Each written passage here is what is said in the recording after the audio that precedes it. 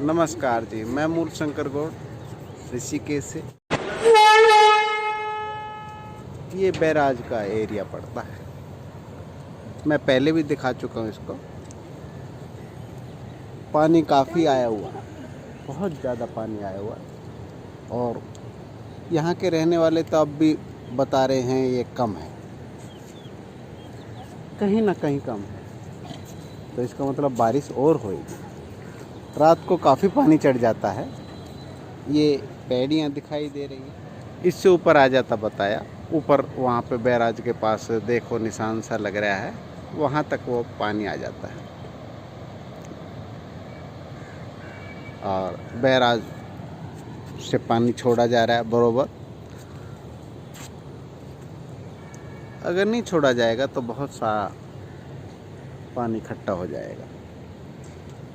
बहुत सा पानी इकट्ठा होने के कारण बैराज टूट सकता है, आगे फ्लड आ सकता है। तो मैं मेन टॉपिक पे आता हूँ आपके। कुंडलिनी शक्ति, जी हाँ, ये कुंडलिनी शक्ति जो है इसी तरीके से होता है। ऊर्जा उस लेवल की होती है, अगर उसका इस्तेमाल नहीं किया जाए तो बांध तोड़ देती है उस शरीर को, छोड़ देती है इस शरीर को, अगर इस्तेमाल नहीं किया जाएगा तो। परंतु रेगुलर इसको इस्तेमाल किया जाता है। जब बच्चा गर्भ में होता है तो उसी के अनुसार, उसी की प्रेरणा से उसमें कितना प्रेम है, कितना क्रोध है, कितना उसको कौन सी शक्ति का इस्तेमाल करना है, इस प्रकार से ये बताया जाता है। ये उसमें डाला जाता है, इनबिल्ट किया जाता है दिमाग में। उसी तरीके से उसी प्रकार की ऊर्जाओं को इस्तेमाल करने के सिस्टम को इजाद कर दिया जाता है और वो उम्र भर उन शक्तियों का सदुपयोग करता है, दुरुपयोग भी करता है। परंतु अगर हमारा बोध जागृत हो जाता है एकाग्रता से, प्राणायाम से बोध जागृत हो जाता है, तो वो गलत इस्तेमाल हो ही नहीं सकता। ये जो शारीरिक क्रियाएं, जो यौगिक क्रियाएं हैं, वो शरीर को स्वस्थ रखने के लिए की जाती हैं। लेफ्ट पैर उठाया, राइट पैर उठाया, ये जो जितनी भी यौगिक क्रियाएं हैं, ये शरीर को स्वस्थ रखने के लिए की जाती हैं, मन को स्वस्थ नहीं। अगर मन को स्वस्थ रखने के लिए और दिमाग को स्वस्थ रखने के लिए की जाती तो आपको अष्टावक्र जो हैं एक मिनट में उनको ज्ञान नहीं करा सकते थे। उनसे कहते पूरी योगिक क्रियाएं कीजिए, तब आपको ज्ञान कराया जाएगा आत्मज्ञान के लिए। और वो आत्मज्ञान क्या है? वो सारी कुंडलियों का मेन सूत्र है। जी हाँ, और कुंडलिनी जो है आत्मा के बगैर जागृत नहीं होती। आत्मा को अगर हार्ट पे ले जाकर जागृत किया जाएगा तो कुंडलिनी साथ साथ आत्मा के स्वरूप में जागृत हो जाएगी। कहने का ये है कि ये जो शक्तियां हैं, इनका सदुपयोग करने के लिए हमारा बोध जागृत होना कंपलसरी है। बोध जागृत होने के पश्चात इनका दुरुपयोग नहीं होता।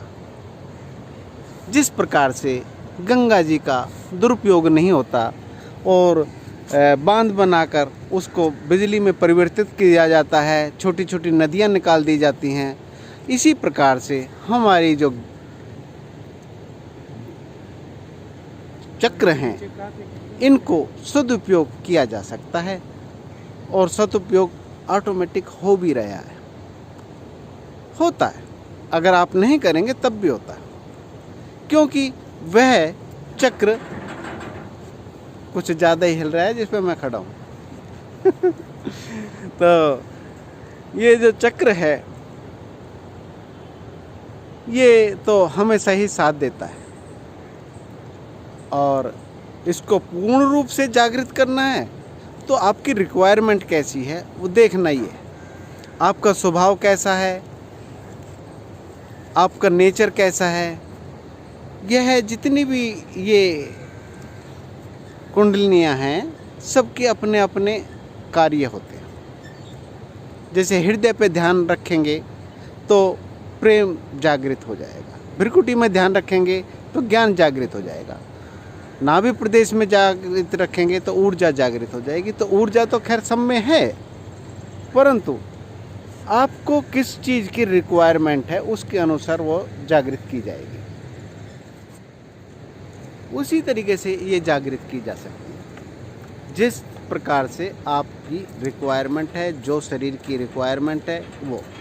और कहीं ना कहीं इसमें पिछला जन्म समाहित होता है, क्योंकि पिछले जन्म के बगैर चक्र साथ नहीं लेके आ सकते।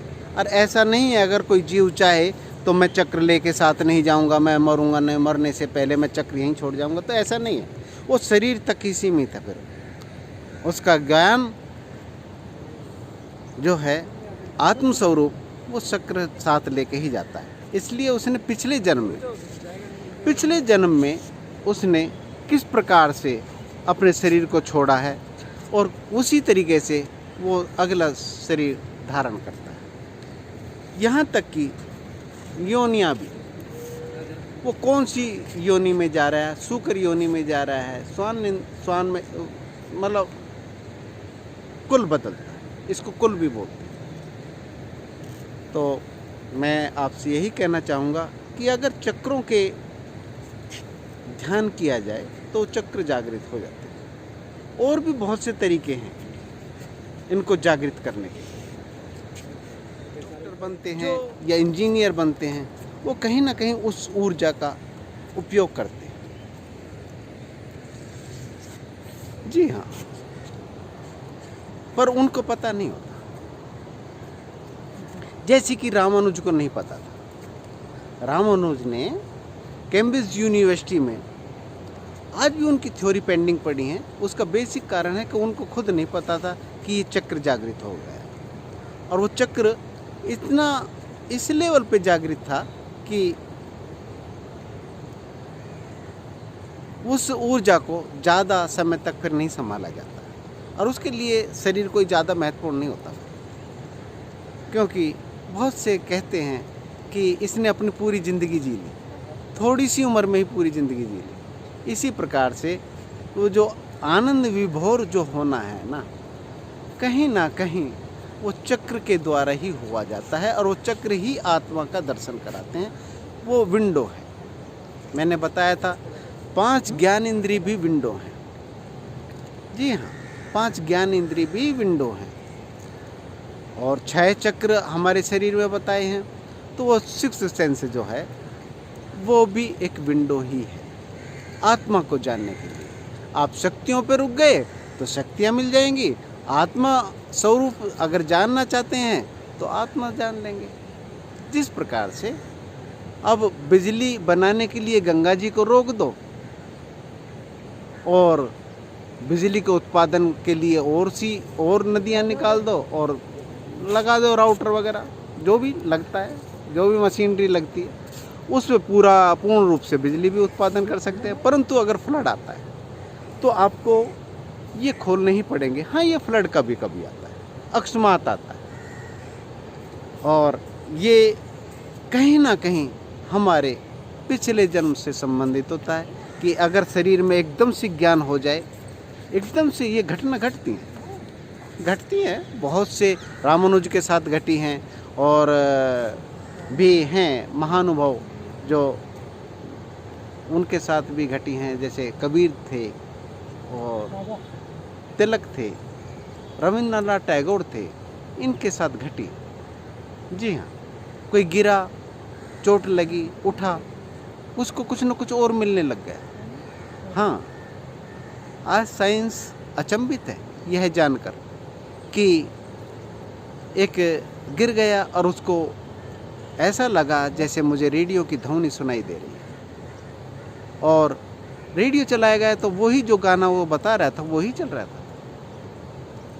तो फिर उनका ऑपरेशन किया गया एक छोटा सा, और उससे वो कनेक्टिविटी कटी।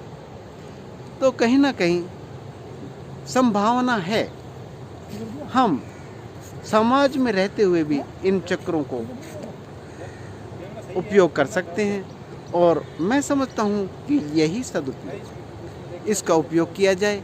और मेरा मानना है कि अगर आप की प्रकृति मुझे पता चल जाए तो मैं आपको बता सकता हूँ कि आपके लिए कौन सा चक्र सही रहेगा जागृत करना। जागृत तो वो पहले से है, हाँ, ऊर्जा लेना, किस तरीके से ऊर्जा ली जा सकती है, किस प्रकार से आप उस ऊर्जा का सदुपयोग कर सकते हैं। अगली वीडियो में फिर से मिलते हैं। मैं मूलशंकर इस शरीर में जब आया हूँ तो मूलशंकर नाम रखा गया, और कुछ समय तक तो नाम भी नहीं रखा गया था। और मुझे ज्ञात हुआ है मेरे दादाजी से कि मेरा नाम देविंदर था। अब मूलशंकर से जाना जाता हूँ। संबोधन के लिए कुछ न कुछ तो होना चाहिए। लाइक कीजिए, शेयर कीजिए और सब्सक्राइब कर लीजिए चैनल को, शेयर जरूर कीजिए, जिससे कि सभी को ये पहुँचे और आगे मैं आप लोगों को बढ़िया से बढ़िया वीडियो दे सकूँ।